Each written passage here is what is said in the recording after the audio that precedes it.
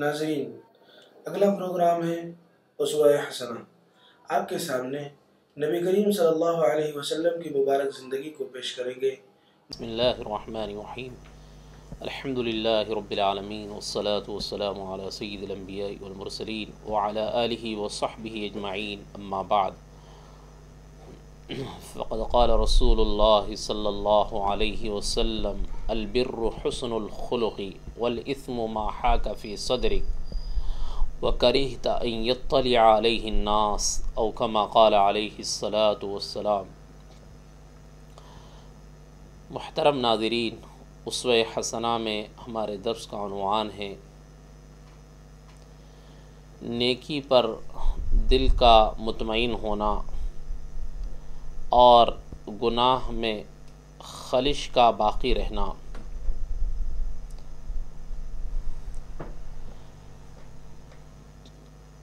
تو حدیث پاک میں نبی رحمت صلی اللہ علیہ وسلم نے نیکی کی علامت یہ بیان فرمائی ہے، کیونکہ ہر چیز کی ایک علامت ہوتی ہے، ایک شناخت ہوتی ہے جس سے اسے پہچانا جاتا ہے۔ تو ٹھیک اسی طرح نیکی کی علامت یہ ہے کہ نیک بات پر دل مطمئن ہوتا ہے، دل کو قرار حاصل ہوتا ہے، اور گناہ کی علامت یہ بتلائی گئی ہے حدیث پاک میں کہ دل میں خلش کا باقی رہنا، دل میں کھٹکے کا لگا رہنا، دل میں اضطراب اور بے چینی کا پایا جانا، یہ گناہ کی علامت بتلائی گئی ہے۔ حدیث پاک یہ مسلم شریف میں ہے، مسلم شریف کی روایت ہے۔ راوی حدیث صحابی رسول حضرت نواس ابن سمعان رضی اللہ عنہ ہیں کہ وہ فرماتے ہیں کہ رسول اللہ صلی اللہ علیہ وسلم نے فرمایا کہ البر حسن الخلقی، نیکی اچھے اخلاق کا نام ہے، کہ نیکی صرف یہ نہیں کہ نماز، روزہ، زکوٰۃ، حج یہی نیک کام نہیں ہے، بلکہ اس کے علاوہ اچھے اخلاق، اچھا کردار، اچھا کیریکٹر، یہ بھی نیکی ہے۔ نیکی اچھے اخلاق کا نام ہے۔ والاثم ما حاک فی صدرک، اور گناہ کی بات وہ ہے جو تمہارے دل میں کھٹکے، جس میں دل میں خلش باقی رہے۔ وَكَرِهْتَ أَن يَطَّلِعَ عَلَيْهِ النَّاسِ، اور تمہیں یہ پسند نہ ہو کہ لوگوں کو اس کی خبر ہو۔ تو نبی رحمت صلی اللہ علیہ وسلم نے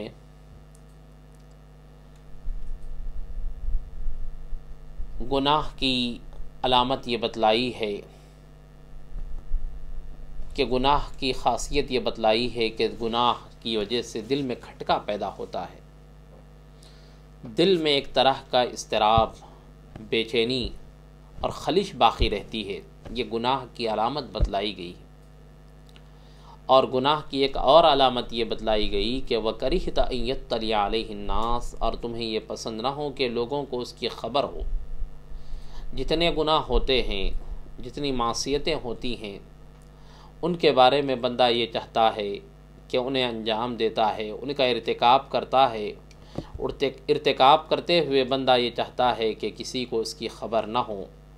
اسی وجہ سے وہ چھپ چھپ کر گناہ کرتا ہے، لوگوں کی نظروں سے اوجھل ہو کر گناہ کرتا ہے، کسی آڑ میں گناہ کا ارتکاب کرتا ہے۔ تو نبی رحمت صلی اللہ علیہ وسلم نے حدیث پاک میں گویا نیکی کی علامت بھی بیان فرمائی ہے اور گناہ کی علامت بھی بیان فرمائی ہے۔ اس کسوٹی پر ہم اپنے اعمال کو پرکھیں، اپنے اعمال کا جائزہ لیں، اپنے اعمال کو جانچیں کہ کتنے کام ہم نیک اعمال کو انجام دے رہے ہیں اور کون سے گناہ ہم سے سرزد ہو رہے ہیں، کہ اگر کسی عمل پر دل مطمئن ہو رہا ہے تو اس کے نیک عمل ہونے کی علامت ہے، اور اگر دل میں کھٹکا اور خلش پیدا ہو رہی ہے تو یہ گناہ ہونے کی علامت ہے۔ تو محترم ناظرین، اللہ تعالیٰ نے تمام انسانوں کو فطرت اسلام پر اللہ نے پیدا کیا ہے۔ ایک دوسری حدیث میں وابصہ ابن معبد سے روایت ہے، وہ فرماتے ہیں کہ اتیت رسول اللہ صلی اللہ علیہ وسلم فقال جئت تسأل عن البر والإثم قلت نعم۔ تو رسول اللہ صلی اللہ علیہ وسلم نے ان سے فرمایا گناہ اور نیکی کی تعریف پوچھنے آئے ہو، کہ پیارے آقا صلی اللہ علیہ وسلم کو بذریعہ وحی بتلا دیا گیا کہ وہ اس غرض سے آئے ہیں، اس ارادے سے آئے ہیں۔ تو رسول اللہ صلی اللہ علیہ وسلم نے وابصہ ابن معبد سے فرمایا ہے کہ گناہ اور نیکی کے بارے میں پوچھنے آئے ہو، تو وہ فرماتے ہیں کہ قلت نعم قال استفتی قلبک۔ تو رسول اللہ صلی اللہ علیہ وسلم نے فرمایا کہ تم اپنے دل سے فتویٰ لیا کرو۔ استفتی قلبک، البر مطمئنت الیہ النفس، کہ نیکی وہ ہے کہ جس پر تمہارا دل ٹک جائے تو وہ نیکی ہے، دل مطمئن ہو جائے۔ واطمأن الیہ القلب والاسم ما حاک فی النفس وتردد فی الصدر، اور جس میں کھٹک اور تردد باقی رہے وہ گناہ کی بات سمجھو۔ وَإِنْ أَفْتَاكَ النَّاسُ وَأَفْتَوْكَ، اگرچہ لوگ تجھے کتنے ہی فتوے دیتے رہیں۔ تو رسول اللہ صلی اللہ علیہ وسلم نے وابصہ ابن معبد سے فرمایا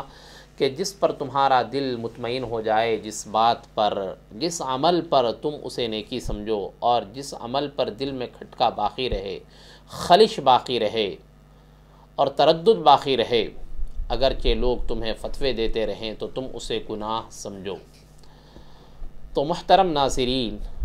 چونکہ اسلام ایک دین فطرت ہے،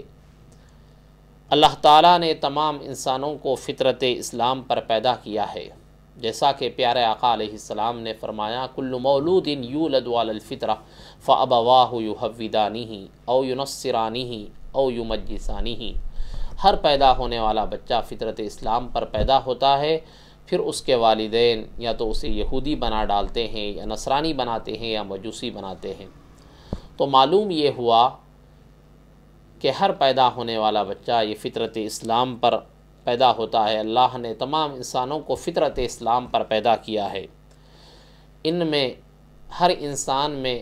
حق اور ناحق کا احساس فطری طور پر ہوتا ہے کہ کون سی چیز حق ہے اور کون سی چیز ناحق ہے، خیر کیا ہے، شر کیا ہے، فطری طور پر اس کا احساس انسان کے اندر ہوتا ہے۔ اللہ تعالیٰ نے یہ چیز اور یہ امتیاز فطری طور پر اللہ نے انسان میں اللہ نے ودیت فرمایا ہے۔ جس طرح حواس سے خمسہ ظاہری اشیاء کا احساس کرتے ہیں، جیسا کہ قوت شامہ سے انسان کسی چیز کو سونگھ لیتا ہے، قوت ذائقہ سے چکھ کر انسان کسی چیز کے کھٹے اور میٹھے ہونے کا پتہ لگاتا ہے، اسی طرح اور جو حواس سے خمسہ ہیں ان کے ذریعے سے ظاہری اشیاء کا جس طرح احساس ہوتا ہے، فطری طور پر رب ذوالجلال نے انسان کے اندر حق اور ناحق کا احساس اللہ تعالیٰ نے رکھا ہے۔ جب تک انسان اصل فطرت پر قائم رہتا ہے تو اس کا حاس سے فطری بھی جو ظاہری حواس کی طرح صحیح کام کیا کرتا ہے۔ جو فطری جو حاسہ اللہ نے انسان کے اندر رکھا ہے، محسوس کرنے کی جو صلاحیت اور قوت اللہ نے رکھا ہے، تو جب تک انسان صحیح فطرت پر رہتا ہے تو اس کا یہ فطری حاسہ صحیح کام کرتا ہے، اور جب انسان اپنی فطرت سے ہٹ جاتا ہے تو اس کے یہ فطری حادثہ بھی جو ہے کام کرنا چھوڑ دیتے ہیں، اور اسی وجہ سے اسی طرح انسان کا حادثہ فطرت بھی اوامر الہیہ سے طبعاً مانوس ہوتا ہے اور منہیات شرعیہ سے فطرتاً متنفر ہو جاتا ہے۔ جو اوامر ہیں جو مامورات ہیں، ان سے جو ہے انسانی حادثہ فطری طور پر مانوس ہوتا ہے، اور جو منہیات شرعیہ ہیں، شریعت میں جن چیزوں سے منع کیا گیا ہے، جن سے روکا گیا ہے، تو انسانی حادثہ جو ہے انسان کی فطرت یا انسان کے اندر جو اللہ نے احساس کا جو مادہ رکھا ہے وہ ان سے متنفر ہو جاتا ہے۔ اسی بنا پر اوامر شرعیہ کو، شریعت میں کے جو احکام ہیں جن پر عمل کا حکم دیا گیا ہے، اوامر شرعیہ کو معروف کہا جاتا ہے اور منہیات شرعیہ کو منکر کہا جاتا ہے۔ ایک آیت کریمہ میں اللہ تبارک و تعالیٰ نے انسان کے اسی فطری حادثے کی سلامتی کی طرف اللہ تعالیٰ نے اشارہ فرمایا ہے کہ انسان کے اندر جو فطری حادثہ ہے، محسوس کرنے کی جو صلاحیت ہے، قوت ہے، اس کے صحیح اور سالم ہونے کی طرف اللہ تعالیٰ نے اس آیت میں اشارہ فرمایا ہے۔ انما المؤمنون الذین اذا ذکر اللہ وجلت قلوبہم واذا تلیت علیہم آیاتہ زادتہم ایمانا۔ سچے مسلمان تو بس وہی ہیں، اذا ذکر اللہ، جب اللہ کا ذکر کیا جاتا ہے، جب اللہ کا نام لیا جاتا ہے، وجلت قلوبہم، تو ان کے دل دہل جاتے ہیں، وَإِذَا تُلِيَتْ عَلَيْهِمْ آیاتہ، اور جب اللہ کی آیتیں پڑھی جاتی ہیں، زادتہم ایمانا، تو ان آیات کی تلاوت سے ان کے ایمان میں اضافہ ہو جاتا ہے، ایمانی حرارت بڑھ جاتی ہے، ایمان کی اسپرٹ میں اضافہ ہو جاتا ہے۔ تو حق تعالیٰ نے اس آیت کریمہ میں اسی فطری حادثے کی سلامت روی کی طرف اللہ تعالیٰ نے اشارہ فرمایا ہے، اور اسی طرح ایک اور آیت میں اللہ تبارک و تعالیٰ نے فرمایا کہ الا بذکر اللہ تطمئن القلوب، آگاہ رہو، سن لو کہ خدا کی یاد سے دلوں کو تسلی ملتی ہے، دلوں کو اطمینان حاصل ہوتا ہے۔ ان دو آیتوں میں جس طرح فطری حادثے کے سلامت ہونے کی طرف اشارہ ہوتا ہے، تو اسی طرح احادیث مبارکہ میں بھی نبی رحمت صلی اللہ علیہ وسلم نے فطری حادثے کے سلامت ہونے کی طرف اشارہ فرمایا ہے۔ فطری حادثے کے سلامت ہونے کی علامت یہ ہے کہ نیکی پر اگر دل مطمئن ہو رہا ہے اور گناہ پر دل میں کھٹکا پیدا ہو رہا ہے، دل میں خلش پیدا ہو رہی ہے، دل میں تردد پیدا ہو رہا ہے، دل میں اضطراب اور بے چینی پائی جاتی ہے، تو یہ فطری حادثے کے صحیح و سالم ہونے کی علامت ہے۔ اگر نیکی پر دل مطمئن نہیں ہو رہا ہے اور گناہ کی وجہ سے دل میں خلش باقی نہیں رہ رہی ہے، تو یہ اس کا مطلب یہ ہے کہ انسان کا جو فطری حادثہ ہے، فطری طور پر اللہ نے جو صلاحیت اللہ نے رکھی ہے، تو گویا وہ فطری حادثہ بگڑ گیا ہے، اس کے بگڑنے کی علامت ہے۔ اگر نیکی پر دل مطمئن نہ ہو، گناہ کی وجہ سے دل میں خلش نہ پائی جاتی ہو، تو یہ مطلب ہے، یہ علامت ہے اس بات کی کہ فطری حادثہ جو ہے یہ بگڑ گیا ہے۔ اسی طرح جب خارجی اسباب کی وجہ سے انسانی فطرت آفت زدہ ہو جاتی ہے، خارجی اسباب یعنی گناہ کرتے کرتے دل سیاہ ہو جاتا ہے،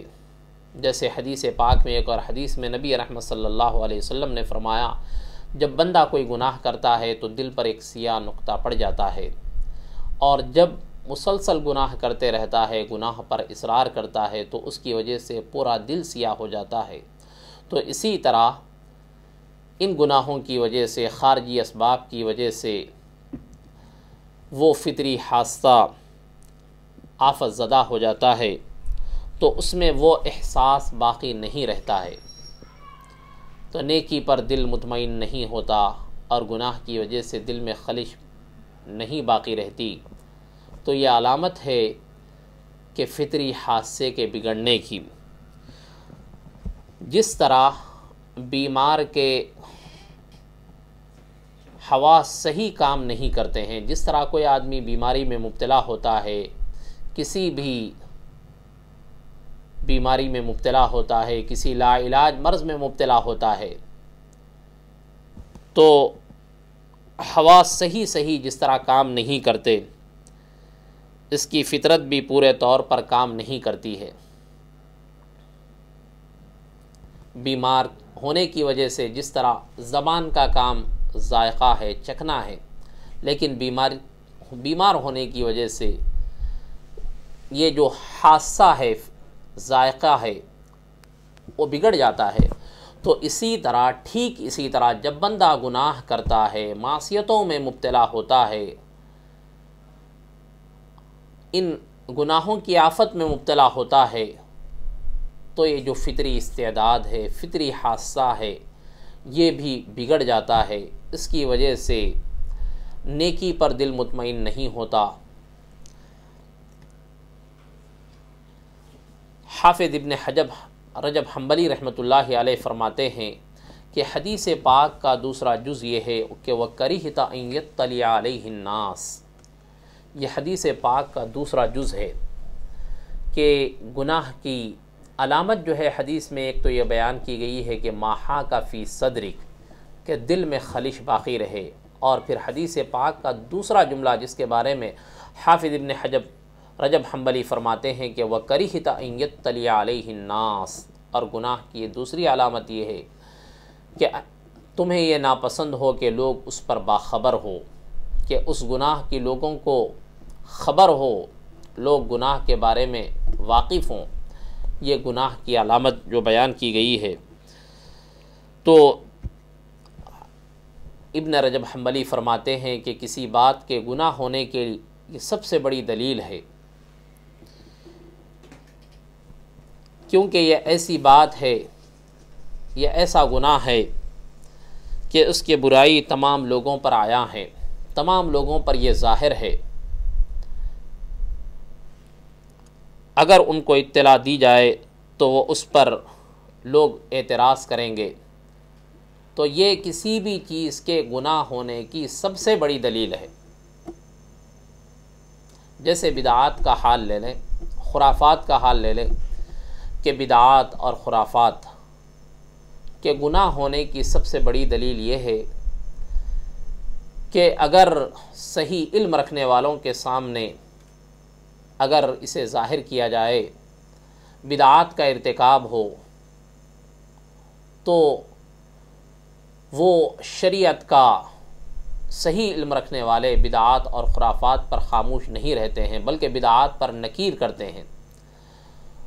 تو گناہ کے گناہ ہونے کی سب سے بڑی دلیل یہ ہے کہ آدمی اس پر لوگوں کے واقف ہونے کو،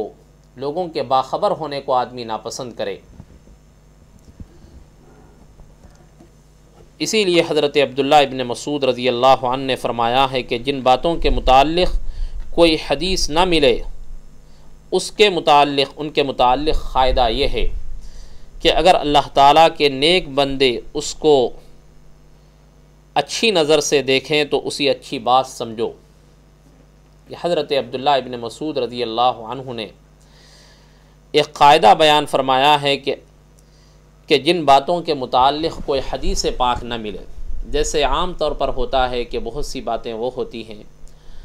کہ جن کے بارے میں حدیث میں کوئی ذکر نہیں ملتا ہے، تو حضرت عبداللہ ابن مسعود رضی اللہ عنہ عنہ نے اس کے متعلق یہ قاعدہ اور ضابطہ بیان فرمایا ہے کہ اللہ کے نیک بندے اگر اس کام کو، اس عمل کو اچھی نظر سے دیکھے، نظر استحسان سے دیکھیں تو اسے اچھی بات سمجھو، اور اگر کراہت اور ناپسندیدگی کی نظر سے دیکھیں تو اسے بری سمجھو۔ تو حضرت عبداللہ ابن مسعود رضی اللہ عنہما کے اس قول کی روشنی میں کہ جتنے بدعات ہیں، خرافات ہیں، ان کے متعلق یہ سمجھ سکتے ہیں کہ بدعات اور خرافات جو ہوتی ہیں کہ اللہ کے نیک بندے انہیں ناپسندیدگی کی نظر سے دیکھتے ہیں، تو یہ بدعات اور خرافات کی فہرست میں شمار ہوتے ہیں۔ تو اس تحقیق سے حضرت عبداللہ ابن مسعود رضی اللہ عنہ کی حدیث کا مصداق بھی معلوم ہو گیا۔ اسی طرح حافظ ابن رجب حنبلی رحمۃ اللہ علیہ حدیث پاک کے متعلق ایک بات اور یہ فرماتے ہیں کہ کسی بات کے گناہ ہونے کی دوسری علامت یہ ہے کہ کوئی مفتی جو ہے اس کے متعلق فتویٰ دے سکتا ہو کہ وہ گناہ نہیں، مگر دل پھر بھی اس پر مطمئن نہ ہو، کہ مفتی فتویٰ تو دے سکتا ہو کہ وہ گناہ نہ ہو لیکن دل اس پر مطمئن نہ ہو اور برابر اس میں گناہ ہونے کی خلش محسوس کرتا رہے، کہ گناہ ہونے کی، معصیت ہونے کی خلش انسان محسوس کرتا رہے۔ اس کا مطلب یہ ہے کہ وہ اتنا کھلا گناہ نہیں ہے کہ عام طور پر اس کو گناہ کی بات سمجھا جائے، تو یہ بھی جو ہے گناہ ہونے کی علامت ہے۔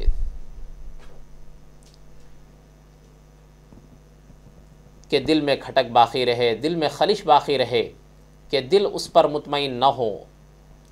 اس پر جو ہے دل مضطرب ہو، بے چین ہو، تو یہ بھی کسی بات کے گناہ ہونے کی علامت ہے، کسی امر کے گناہ ہونے کی یہ بھی علامت ہے۔ تو اللہ تعالی ہمیں نیک اعمال پر خوش ہونے اور گناہوں پر نادم ہونے کی اللہ تعالی ہمیں توفیق عطا فرمائے، اور حق تعالی ہمیں ایسا قلب عطا فرمائے، ایسا نورانی قلب اللہ تعالی عطا فرمائے کہ جس کے ذریعے سے ہم نیکیوں پر مطمئن ہوں اور گناہوں پر ہمارے قلوب میں خلش باقی رہے اور دلوں میں کھٹک باقی رہے۔ اللہ تعالی ہمیں ایسے قلوب سلیمہ اور پاکیزہ قلوب اللہ تعالی ہمیں عطا فرمائے۔ وآخر دعوانا الحمدللہ رب العالمین۔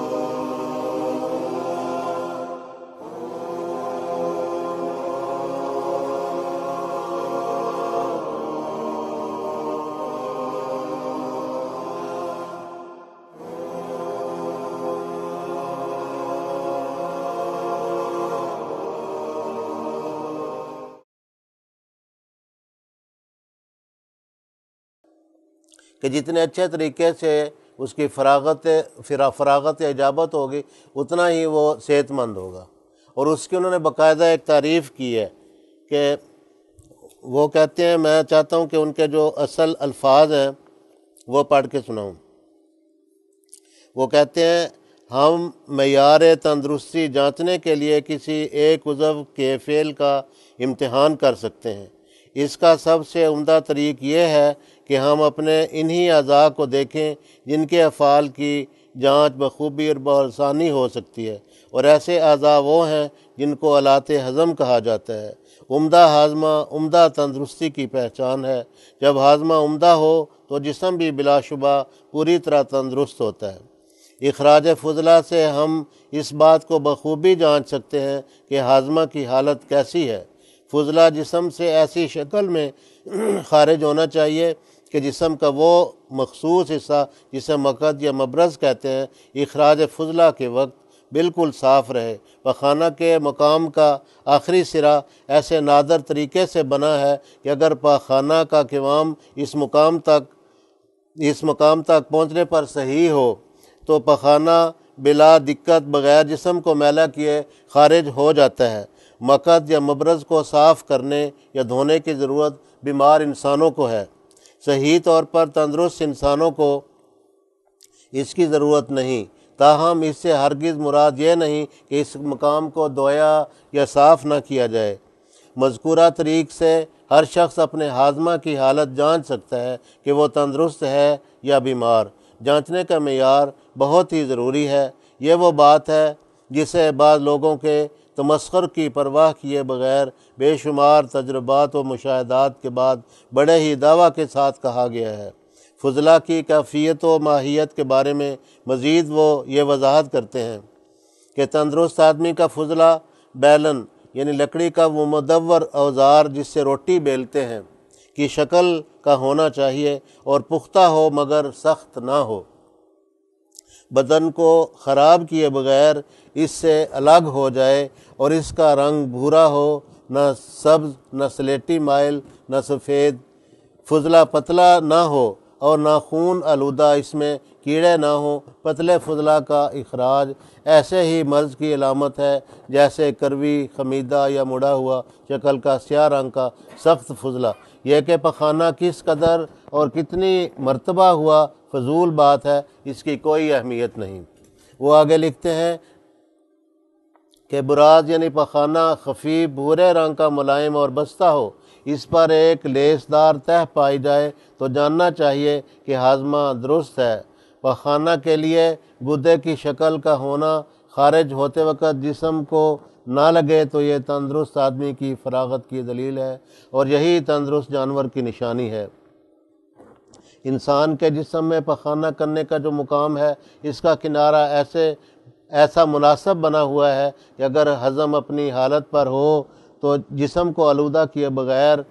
خارج ہو جاتا ہے۔ بیمار لوگ کاغذ کا استعمال کرتے ہیں۔ علاوہ ازیں پخانہ سے ناپسندیدہ و ناگوار اور مضرت رساں بو کبھی نہ نکلنی چاہیے۔ اگر ایسی بو ہو تو ہضم کے خمیر میں کوئی غیر معمولی حالت پیدا ہو گئی ہے، اسی لیے خشکی یا قبض ہوا ہے۔ خلاصہ کلام یہ کہ معیاری فراغت معیاری ہاضمہ کی دلیل ہے اور معیاری ہاضمہ معیاری صحت پر دلالت کرتا ہے۔